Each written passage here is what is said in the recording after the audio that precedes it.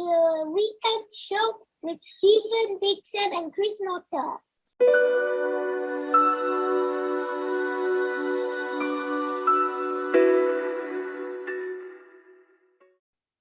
Well, friends, colleagues, and listeners, that introduction shows that we've got a youth policy within the podcast world, and what a great legacy there, Steve. Lovely to see Evan with that welcome. Thanks, Chris. Yeah, he's a very talkative, engaging young man. So clearly gets all of those good traits from his mother's side. Yeah, I would say so. No, but it's lovely, Steve. What a nice thing to have there. Right, enjoying the holiday. Good on you. Nice weekend. And this is probably the closest we've been geographically for a long time in the same part of the world. So that's also nice. Indeed, yeah. I'll be heading your direction on Monday, Chris, to join you for a week of hard slog and long days, shorter nights. But for this weekend, we are up in Penang for a belated wedding anniversary celebration. So yeah. Oh, welcome, mate. Happy anniversary to you. Happy anniversary. Thank you. Good on you. Right, Steve, what I want to talk to you about briefly this week is, the way things are going now in the industry. My God, we're under pressure. Good pressure, because there's a lot of activity happening again, and everybody's planning the summer schedules. There's good news, with bookings. I know something close to you now. Everybody's looking to remove the masks and the testing and everything. So looks like we're finally getting a lot more freedoms and a little bit of relief on the finances to help people get away. But with that now comes another set of pressures, which is all this rapid employment and trying to get bums on seats so that we've got enough people dealing, with the customers when they all come on board and all the other sectors. Now, I know you're very aware of that, but I just want to get your opinion on, well, firstly, it's necessary, but that comes with a huge logistic challenge. Yeah, look, I think it does, Chris. I think firstly, just to reiterate or respond to your opening remarks around sort of the opening up and the return to a level of normal engagement and normalization of people going about their business in a regular way without having to wear face masks and do tests everywhere they go. I think that that we're going to see more of that. So we've seen a lot of that in the last it's been quite busy in the last 4 weeks, I think, particularly in Europe, where a lot of those restrictions were disbanded, removed, with a couple of exceptions, Portugal and Italy being the main two in Europe where there's still lots of bureaucracy required. But everywhere from UK to Switzerland to France, Germany, has all sort of opened themselves up. Spain in similar ways, still some face masks required, but we're seeing that reduce, or the settings where they're necessary reduce over time. I think the same is to be said for the US. I was in the US recently. I'll be heading back again there likely next month, and the US is, I would say, feels pretty normal to me. I didn't see any real evidence of things long lasting. Now, interesting ones that have changed this week, Chris, or making New Zealand and Australia, because they were sort of at the geographically at the bottom end of the world, or end of the line, as some may say, and that sort of meant there was a much more cautious approach. There was no they didn't have the need to kind of reopen early for transit activity. That doesn't really operate through there, because geographically it's not a great place to translate from Hong Kong to London via Sydney. That doesn't seem like a particularly smart move to me, economically or environmentally. I'm sure if you have done something like that, though, do let us know. That'd be interesting to know your strangest journey of connections and where you've connected through. But even Australia and New Zealand have now opened up largely, Chris, and removing the tests from the 1st of April, which is great. New Zealand, Jacinda Ardern's sort of fiefdom has even come to the conclusion that they need people to enter again from Europe, which is great to see. So that's all fabulous. I think they're all tracking at different paces though, and particularly still here in Southeast Asia and North Asia, still a great deal of caution. So we haven't seen in this region, where I am, the same level of slackening or loosening of restrictions, to which it means that we've got this sort of different recruitment curve, or this different profile when it comes to bringing people back, Chris. So bringing aircraft back, bringing resources back, bringing people back on board.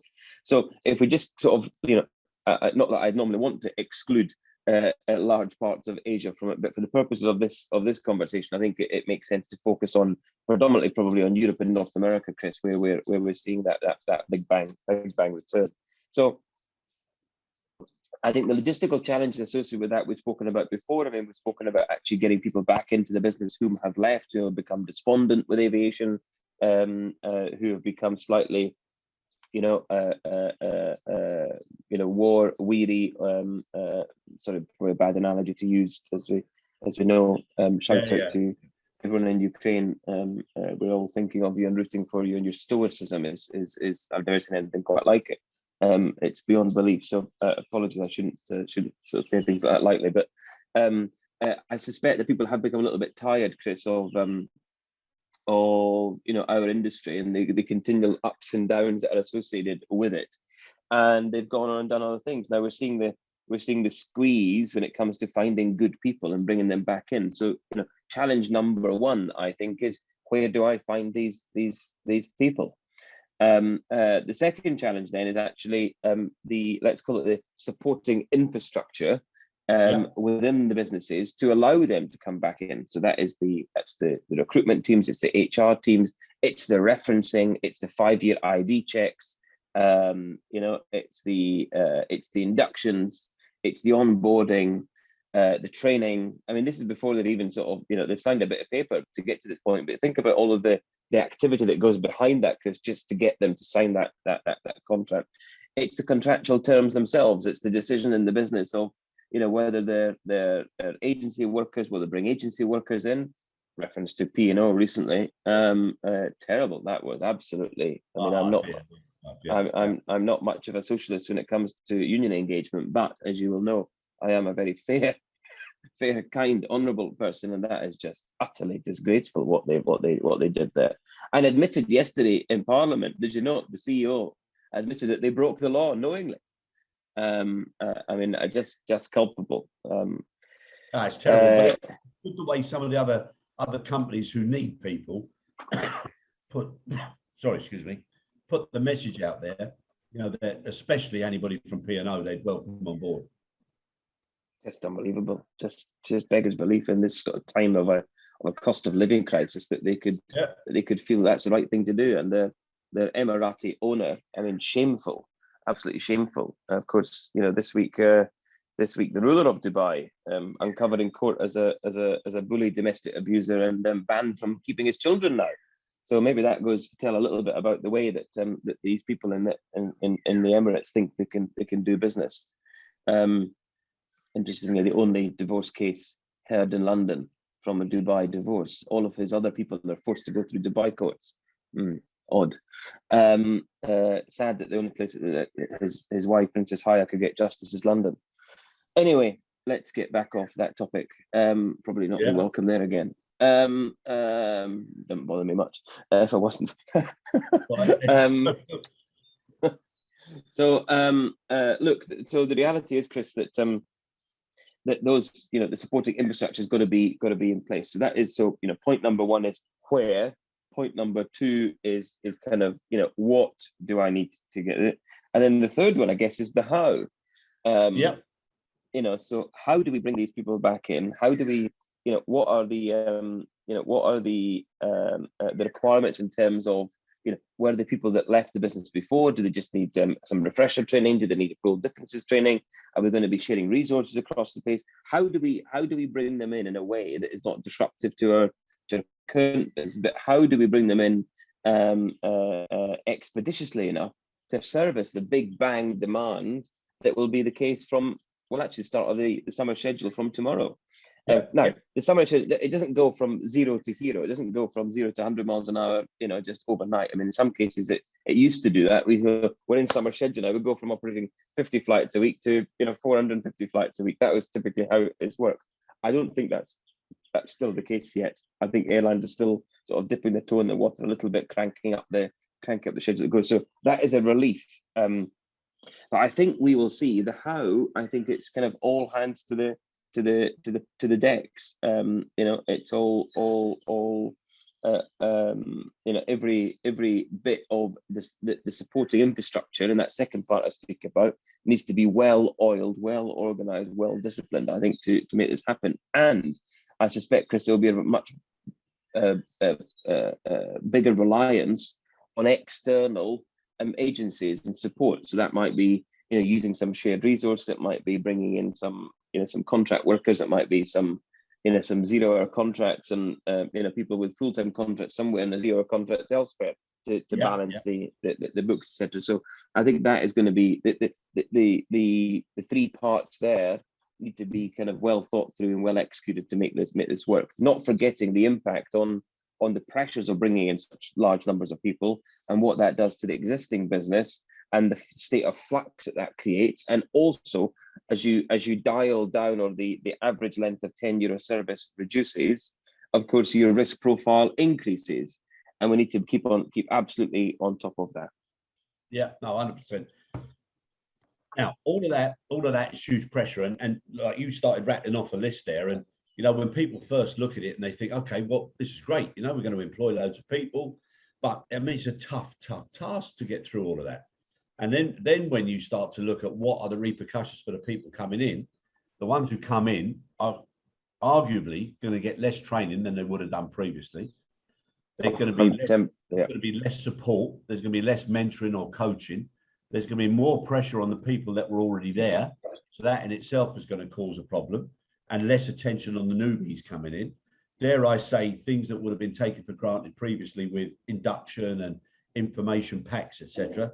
There'll be a few lapses, which in turn will probably follow on that there'll be some errors, there'll be some service level declines, possibly some hazards, some safety issues. Then there'll be a blame element, there'll be investigations, and then it could spiral so that we end up getting a second and a third wave of despondent or frustrated new employees and overstressed and pressured existing employees, which equally then adds to a higher turnover.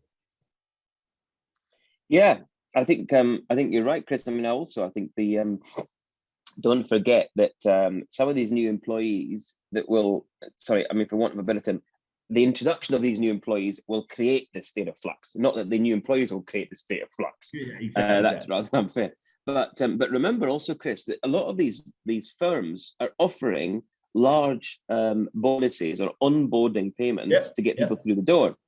Now, if I was being a little bit cynical, which is a very rare event, I must say, doesn't happen often at all. But if I were being, the cynic in me would say, all right, so I've been with this mob for 15 years. I'm a leading hand in the warehouse, and I've done a good job. I've picked up the slack for the last 2 years while you've been short of people. I've done all the hours that God sends to kind of keep the show on the road. And what did I get? Oh, I got a thank you when the CEO came around the warehouse, and I got a shake of the hand. Well done, Stephen. Congrats, thanks very much. Joe Bloggs has just come in here, and he's just arrived now into the warehouse. He doesn't know anything. You expect me to coach him. You expect me to mentor him. You expect me to take him under my wing and show him the ropes. Oh, and Joe Bloggs is on the same scale, not the same pay point, because obviously service, but the same scale. And Joe got a £1,500 signing on fee. Yep. Holiday and Christmas. What do I get? I get bugger all. So I can see, Chris, how this is going to create a bit of animosity, because all of these new gigs, people are getting vast amounts to some may say it's not unreasonable. I mean, I think it's not sustainable. Whether you believe it's reasonable or not is neither here nor there. But we've got to question the sustainability of such payments. Is how does that sort of manifest itself in that environment where you expect people to be working, hand in glove, side by side, cheek to jowl, call it what you like. And yeah, how I think it's that's it. How it's communicated is so important. I was talking with a group of people at the beginning of last week, and we were debating how would you do it if you had the choice to do it. And the outcome was that it would be spread, so that 1,500 or 800 or whatever the amount is, that it would be spread 50% to the newbie coming in and 25% each to 2 mentors or coaches who would actually devote additional time and support to the incoming employee, so that there was a benefit to the existing people to make sure that they train them up and ease the pressure on the rest of their colleagues. And we just collectively, that was the outcome. The percentages were a little bit different for some rather than the others, but we felt it would be better if it was shared and it came with some responsibilities of the newbie and the parties that were already there. And for the newbie, we were talking about them doing extra self-educational learning, so learning while you're earning, and then for people to be the coaches and mentors for a period of time, they got that bonus as well. Well, look, I think I think that's really admirable, Chris, and I think more firms will have to look at these different ways to maintain a motivated workforce. And incentivization doesn't just come down to pay, but it bloody means a lot to the lads on the shop floor, let me assure you. So the box of Dunkin' Donuts with a handshake from the CEO and a cup of coffee when he visits once in a blue moon is all very lovely, lads. But let's be frank, it's paying conditions and hours and what I call the sort of the just the hygiene factors, getting the hygiene factors right, proper break rooms, proper rest facilities, proper PPE, proper reporting channels, access to management, access to your supervisor, and coupled with a decent roster that gives you a reasonable lifestyle, access to overtime, etc., etc. Probably no shortage of access to overtime. But then there's the opposite end of the stream, the expectation that you just continue working that overtime. So those are the hygiene factors, Chris, that need to be solved for. I think largely people will feel slightly pissed off if the basics are not in place, yet you're still asked to do all this extra. So I completely sympathise and empathise with that, and I think there needs to be much more thought about it. Yeah, and the second point that came up from the group, Steve, was that in the same sector, companies have got to be a little bit more mature and responsible so that they're not screwing each other. Because if one offers £800 and people start to go, then another one will offer 1,000 and other people will start to come the other way. And all you're doing is you're moving the experience all over the place, and you're not keeping the main standard within the actual group. Whereas by sharing that incentive to have a sort of a culture whereby you've got people who are responsible for new people coming in, because it helps them reduce the stress and pressure on the experienced parties, and the new ones coming in knowing that if they're going to stay and to earn that reward, they need to do certain things as well. And I think a couple of the guys brought up that reward should be time and competency based. So it actually puts a level of responsibility into the new employees rather than happy days. I've got some money, put a bit aside for Christmas, a bit for a holiday. And then if nothing happens after that, I'll go somewhere else and pick up another bonus. Yeah. Look, I mean, I think I'm not quite sure how you get sort of, let's say, alignment of this, Chris, because remember, these guys are all, when I say these guys, I mean the let's call it the GSPs, the ground service providers, or the warehouse operators. That it was, I dare to say this, but it was historically a race to the bottom.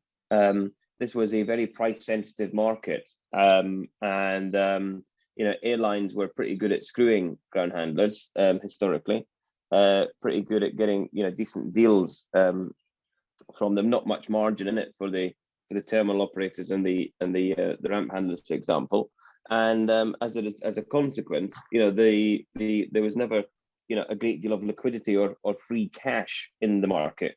Now that has changed slightly, but I'm still not convinced, Chris. And maybe again, here's the cynical me coming out. I'm still not convinced that the likes of these large airline groups will accept that their pricing is going to increase to fund this massive recruitment drive that's necessary. I still don't think that has entered their heads fully yet.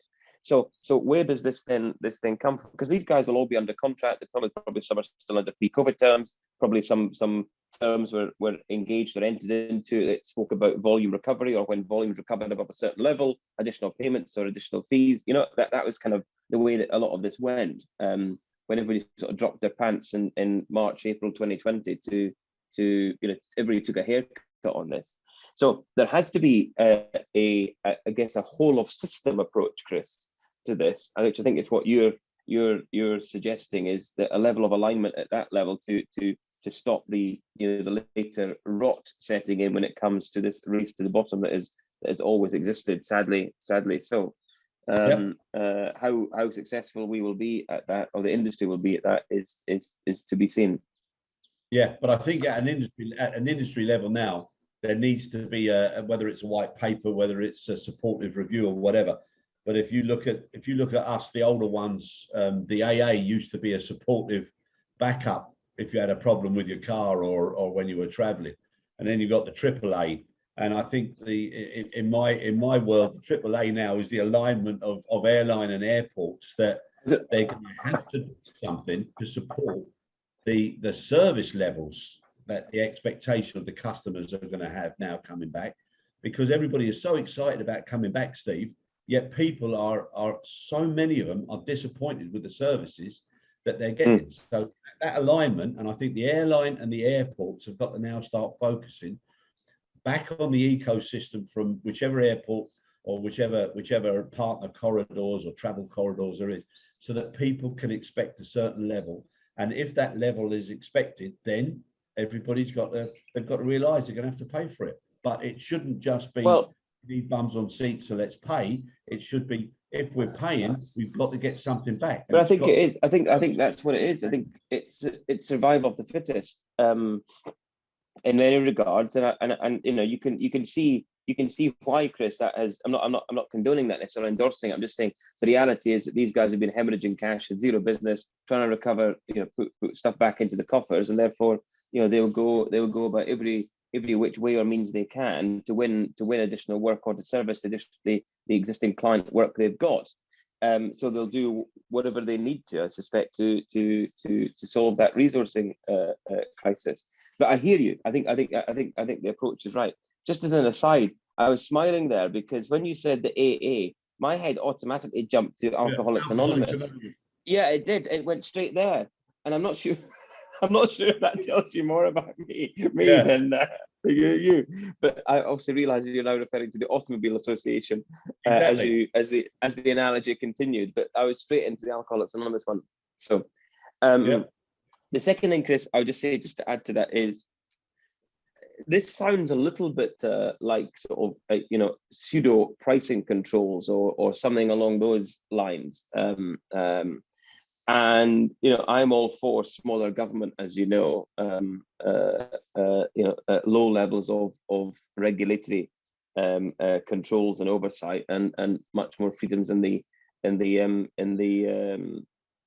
business sort of landscape. But I'm not sure how this plays out with that sort of dichotomy that I might be having therefore with myself. So wanting a universal approach, which means a level of control, right? Yeah. Call it what you like, but that's control.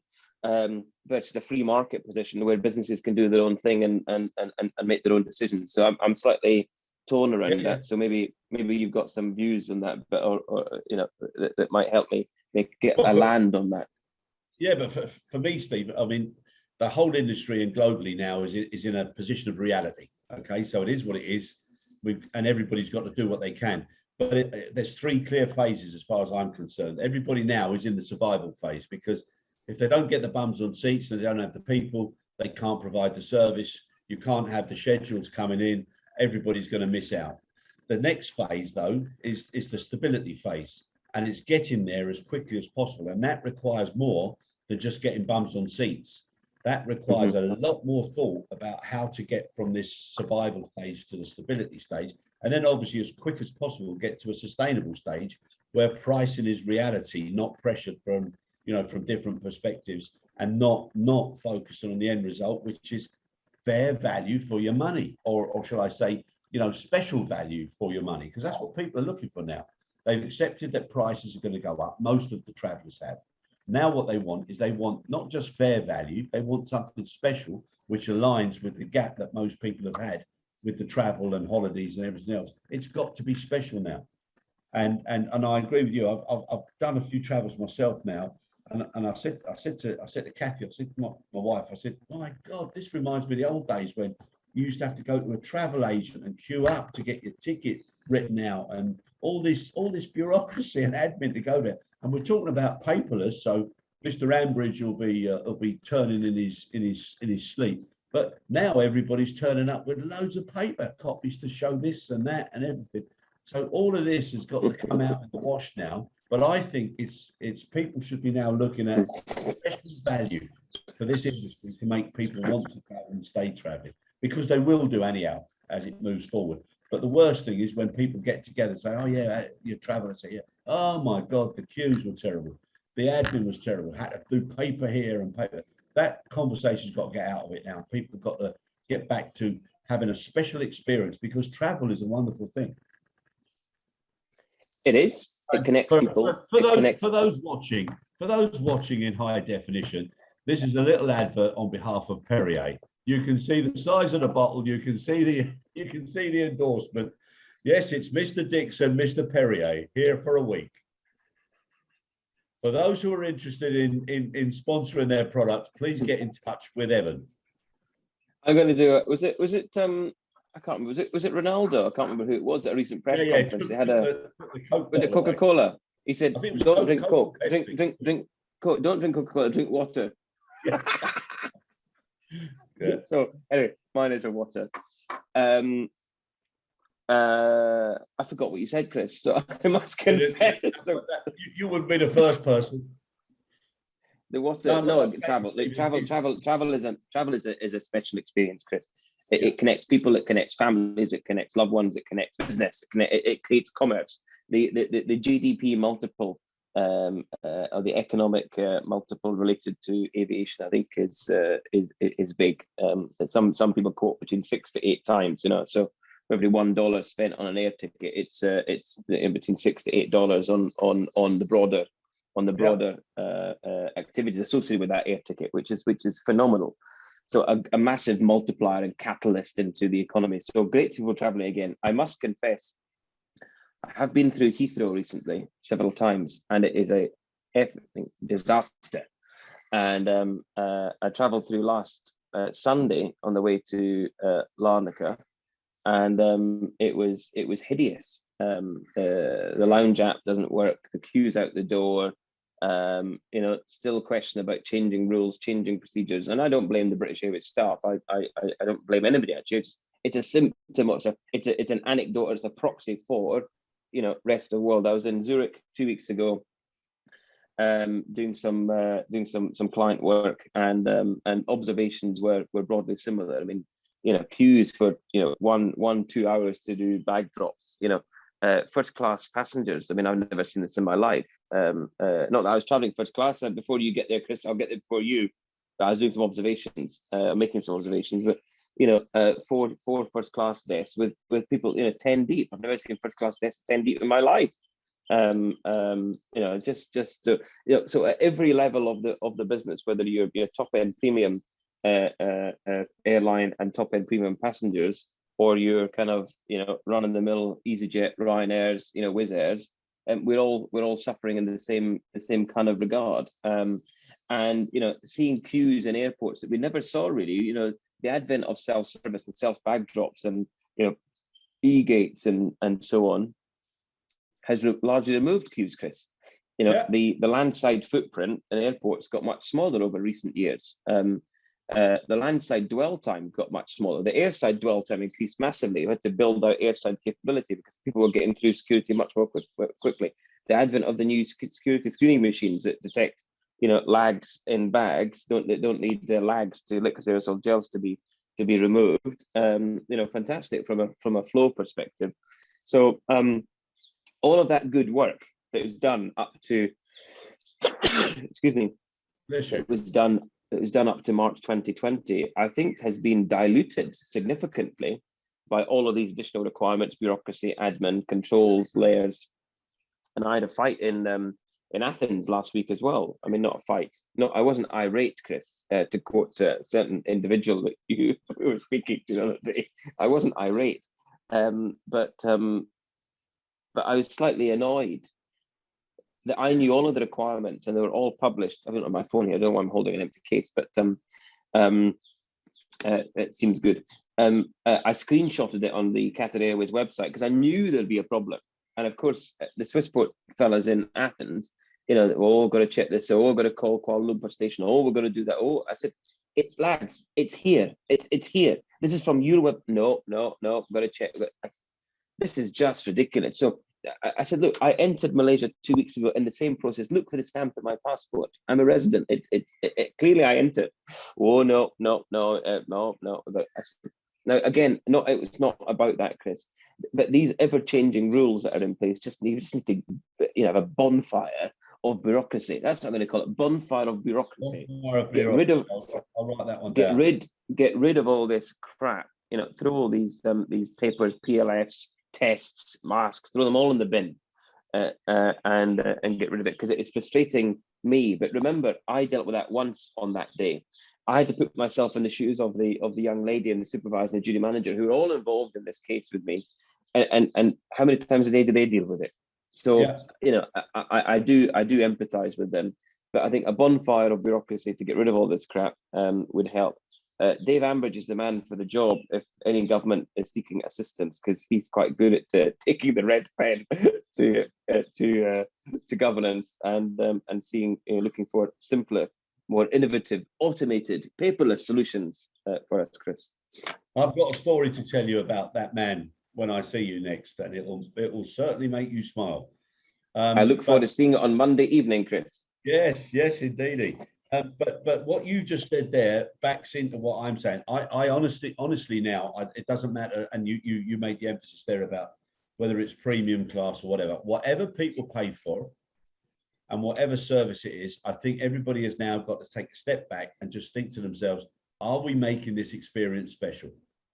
And you can get special at any price, but it's just what people now should be expecting, what they do expect. And you don't want the front end or the back end of somebody's holiday or business trip to be frustrating. And the other thing is, let's make it easy, Steve, think complex. You talk about special, Chris, but I also expect the customers to do their homework. I also expect the customer to use the technology available to them to allow them to short circuit, circumvent, accelerate, call it what you like, the process. That means that if they've all got mobile apps, why don't they start using the damn thing? Why don't they use the Verifly to get the documents verified in advance? Oh, I'll say, because I've got to do it at the airport anyway. Now, I'm not saying that I condone these requirements remaining. They need to go as quickly as possible. But there are tools available to make the agent's jobs, much easier. And I think if the customers don't conform, yes, we should create a better experience. And yes, we should. This last 2 years of hell has given us the platform to do that. My point is, though, we also need the customers to conform. If you don't conform, there's the sin bin. You go and join that queue over there. But if everybody that does conform, you bought your seat online, you paid for your bag online, you've submitted your documents online, you've done all that really well, then you should be accelerated through that process as quickly as possible. And if I fail to do that, then I'm culpable. But if you haven't done any of that, and you haven't done your homework, and you haven't helped us to help you, the sin bin's over there, join that queue, sir. These queues are only for people that have followed our requirements. And dare I say, there's a little revenue opportunity there, or a business opportunity, because some of the organisations, Steve, they themselves don't make it that easy, because they could actually give a little bit of better simple or even, dare I say, an idiot's guide up front to help people do it, because some of these forms of documents and QR codes and scanning isn't the easiest in the world. But perhaps there's an opportunity for somebody out there who wants to help people who this is an alien world to them, and they could pay for that service. Just like in the old days, I remember like if you were so busy and you were traveling all the time, you didn't want to release your passport to get a new passport. So you just paid one of these little agencies that popped up all around Heathrow Airport, who went and did the courier, and they sat in the embassy and got your passport for you sometimes within a day. But I think there's an opportunity there for people who could help people process and get through all of this easier, which in turn would help the organizations themselves, and it would make that experience special. And I think at the end of the day, if you make it as easy as possible, you're still going to get people who are not going to be able to do it. So for those people, yes, but not as a penalty, but as an alternative to pay for a service to get it done so it meets the requirements to make everything else special. But I think we're going to have to get another T-shirt, Steve. Let's make it easy and let's make it special. Indeed. Yeah, make it matter, Chris. Let's make it matter. Right. That's it. Bring back better and make it matter. If nothing else, Steve, we can go into a t-shirt business, slogan business. Listen, I know. Look, we get T-shirts produced really cheaply out here, so let's not get them done in the UK. Yeah. But seriously, it's lovely to see you again. Lovely to see Evan with that little intro. It reminds me when my kids were younger, and it's a special thing. So who knows? Maybe Evan will look at that in 30 or 40 years' time, and he'll say, "I remember when I was on holiday that weekend with my dad." When he was talking about he talks about you a lot, Chris, actually, because he unfortunately sees quite a lot, fortunately or unfortunately, sees quite a lot of you recently. So I can tell. That isn't a phone to Chris Notter. He always calls you Chris Notter. I know. I love the way he pronounces it, but he clearly watches it a lot because he's picking my accent up.